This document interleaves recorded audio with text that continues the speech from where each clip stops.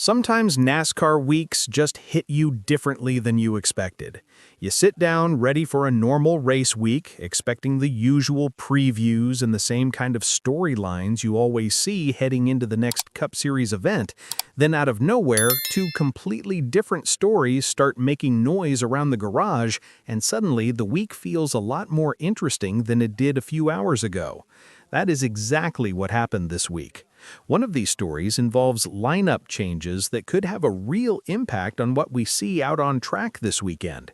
The other one involves a Cup Series driver who decided to be refreshingly honest about something that drivers in this sport complain about constantly, and the way he said it got people talking all across the NASCAR world. These two stories might seem totally unrelated when you first hear them side by side, but when you look at them together, they actually say a lot about where the Cup Series stands right now. One is about a team dealing with a difficult and ongoing situation that keeps creating new problems every single week.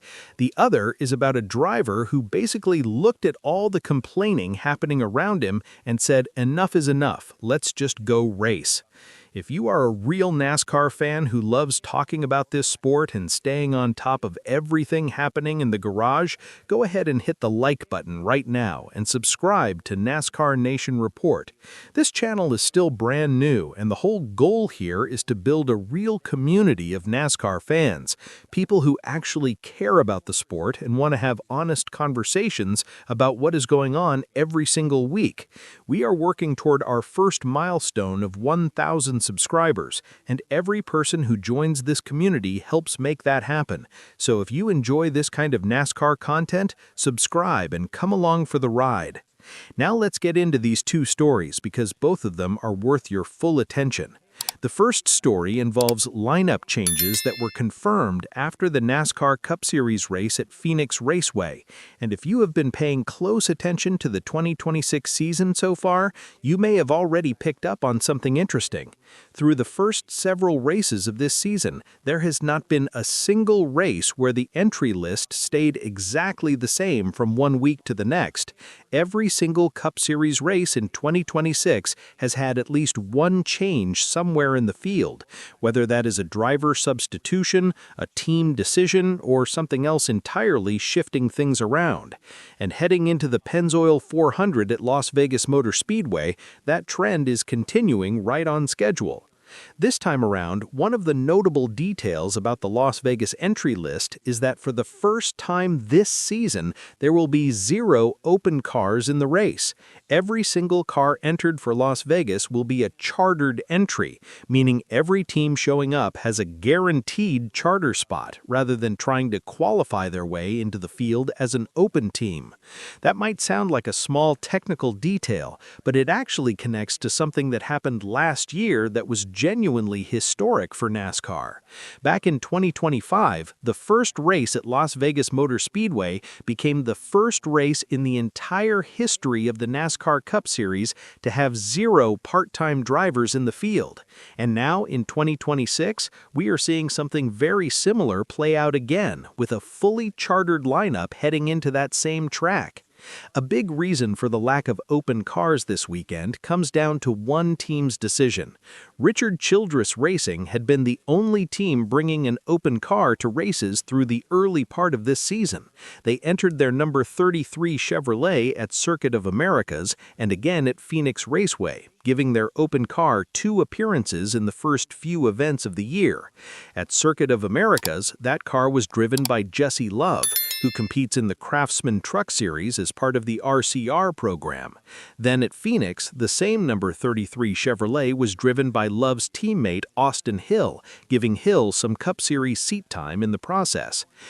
Childress Racing has made it clear that the number 33 car will pop up at certain races throughout the season depending on circumstances, but Las Vegas is simply not one of those weekends, so the open car stays home, and that gives us a fully chartered field for this race. But that is honestly just the background detail when it comes to the lineup story this week. The change that really caught people's attention, the one that has fans and media talking, involves Hendrick Motorsports. The organization confirmed that Justin Allgaier will be behind the wheel of the number 48 Chevrolet this weekend at Las Vegas, stepping in once again for Alex Bowman. And if you have been following this situation closely, you know that it is becoming increasingly concerning the longer it goes on. To understand how we got here, you have to go back to Circuit of the Americas earlier this season. During that race, Alex Bowman actually removed himself from the car during the third and final stage of the event. He was not involved in any crash, there was no mechanical failure that took him out. Bowman pulled himself out of the race because he was experiencing serious physical symptoms. It was later confirmed that he was dealing with vertigo, which is a condition that affects your sense of balance and spatial orientation, and can be genuinely debilitating, especially when you are trying to drive a stock car at racing speeds, where your reaction time and physical coordination are absolutely critical to both your performance and your safety. Since that moment at Circuit of the Americas, Hendrick Motorsports has essentially been managing the number 48 car situation on a week-by-week basis, which is not an ideal way to run any program, but is really the only option available when you cannot predict when your primary driver will be ready to return. At Circuit of the Americas, Matt Swanson filled in for Bowman during the closing laps of the race after Bowman had to step away. Then at Phoenix Raceway the following week, the team brought in Anthony Alfredo to drive the car for the full race. And now, at Las Vegas, it will be Justin Allgaier taking the seat. 3 different races, 3 different substitutions, and still no clear timeline on when Bowman will be healthy enough to get back in the car. One detail that stood out is that Bowman was actually listed on the official entry list for both Phoenix and Las Vegas before the substitutions were announced. That suggests Hendrick Motorsports was genuinely hoping he might recover quickly enough to race, and they were leaving that door open as long as possible before having to make the call to put someone else in the car. But each time, it has not worked out that way, and the team has had to make a change. When you zoom out and look at the larger picture of Bowman's career, the situation starts to look even more significant. After Las Vegas, Bowman will have missed multiple races in 3 out of the last 5 seasons. That is a pattern that no driver wants to have attached to their name, particularly in a championship format like NASCAR's playoff system, where missing races has direct consequences for your points total, your seeding heading into the playoffs, and ultimately your shot at winning a championship.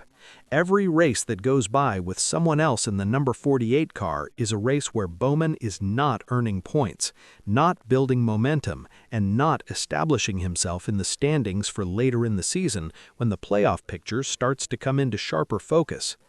Now, the good news for Hendrick Motorsports in this situation is that they clearly have a driver they trust to handle these fill-in appearances. Justin Allgaier is not a random pick here. He has a long history with Hendrick Motorsports going back many years, and he has stepped into Hendrick cars under pressure before. Back in 2020, he filled in for the legendary Jimmy Johnson at Indianapolis Motor Speedway. Then in 2024, he stepped up again for Kyle Larson at Charlotte Motor Speedway when Larson was dealing with a scheduling conflict.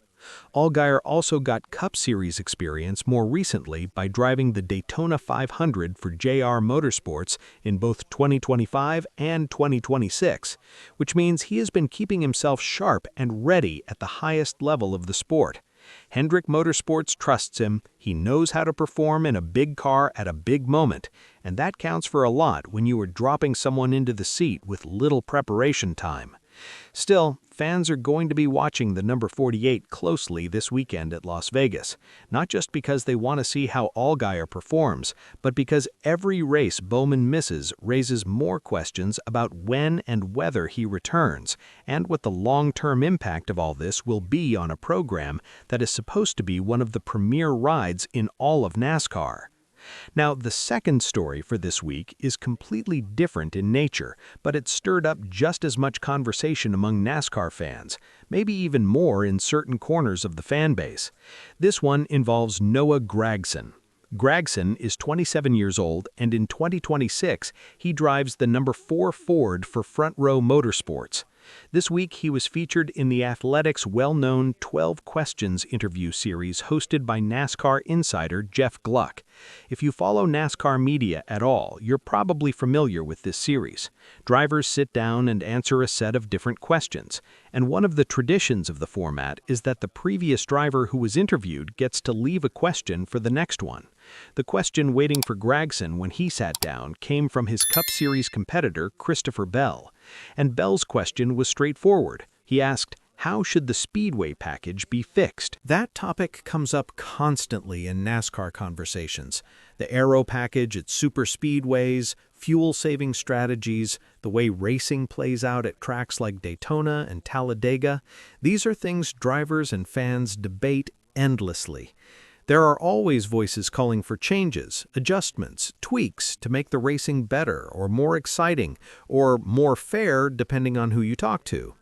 So when Bell's question landed in Gragson's lap, most people probably expected a diplomatic answer, or at least some version of the standard talking points about pack racing or drafting. What they got instead was something much more direct. Gragson immediately pushed back on the entire premise of the question. He basically asked what was wrong with it in the first place, and questioned why everything always has to be fixed. His view was simple and direct. NASCAR already has what it has, so drivers should just go out there and race with it, instead of constantly lobbying for changes. Jeff Gluck then followed up by asking Gragson specifically about fuel-saving strategies, which is another topic that generates a lot of complaints from drivers. Some drivers hate fuel-saving races because they feel it takes away from pure racing and turns the event into a strategy game rather than a competition of pure speed and skill. But Gragson doubled down on his position rather than backing away from it. He said that if you save fuel better than the drivers around you and execute the strategy better than they do, then you will find yourself toward the front when that final green flag pit stop cycle shakes out. In other words, fuel saving is not a problem, it is a skill, and the drivers who are better at it have earned the reward of being in a better position at the end. Gragson then took his argument even further, and this is where things got really interesting. He pointed out that a lot of the complaints drivers make about certain types of racing come down to the fact that they are simply not strong in those areas. He was completely honest about himself in this regard. He acknowledged that he is not a great road course racer. Road courses are not his strongest environment, and he knows it.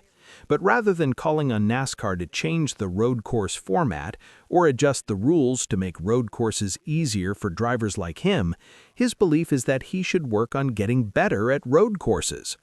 Another driver might not be the best super speedway racer in the field, and instead of asking NASCAR to reshape the super speedway format to suit their weaknesses, that driver should focus on improving their own super speedway skills. He even joked that following the logic of constant complaints, he could walk up to NASCAR tomorrow and ask for a bigger spoiler at road courses just because he struggles there, and pointed out how ridiculous that would sound to everyone. His overall message was clear and actually pretty refreshing to hear from an active Cup Series driver. Get better, manage your strategy better, adapt to whatever conditions you are racing in. Stop looking to the rule book every time something does not go your way and start looking at what you can do differently as a driver and as a team. He also broke down the fuel strategy argument in the most basic terms possible. If you run less throttle than the drivers next to you, you are going to burn less fuel. If you burn less fuel, you spend less time in the pits. If you spend less time in the pits than your competitors, you end up closer to the front. It is not complicated. It is just execution, and the drivers who execute it better deserve to benefit from it. Gragson finished things off with a comment aimed directly at Christopher Bell, the driver who had sent the question in the first place. He said that if Bell goes out and wins a superspeedway race, he will probably turn right around and tell everyone that the racing package is absolutely fantastic, and there is a real truth in that observation. In NASCAR and in sports in general, results have a way of shaping how people feel about the rules and the format. When the system works in your favor, it feels great. When it does not, suddenly there are all kinds of reasons why things need to change. Gragson was basically calling that out and asking drivers to be honest with themselves about where that frustration actually comes from. When you put both of these stories side by side, they give you a picture of two very different challenges facing the Cup Series right now. On one side, you have Hendrick Motorsports dealing with a real and ongoing problem in the number 48 car, with Alex Bowman unable to race due to vertigo and the team cycling through substitutes while waiting for him to recover. That situation has real stakes attached to it in terms of points and playoff eligibility as the season moves forward. On the other side, you have a driver standing up in a public forum and saying that not everything in NASCAR needs to be fixed, that drivers need to take more personal responsibility for their results and stop looking for external explanations every time something does not go the way they hoped. Both stories are generating real conversations among fans heading into Las Vegas weekend, and that is exactly the kind of week that makes following this sport so worthwhile. Do you agree with Noah Gragson that drivers should stop asking for changes and just race with what they have? Or do you think NASCAR still needs to keep adjusting and improving things to make the racing better? And what are your expectations for Justin Allgaier in the number 48 car this weekend? Drop your thoughts in the comments because this community is built around real NASCAR fans having real conversations, and your opinion matters here. If you enjoyed this video, make sure to like it and subscribe to NASCAR Nation Report. This is still a new channel, and we are building something real here for NASCAR fans. The first goal is 1,000 subscribers, and if you love NASCAR news, honest analysis, and genuine fan conversation every single week, this is the place for you. Subscribe and be part of what we are building here.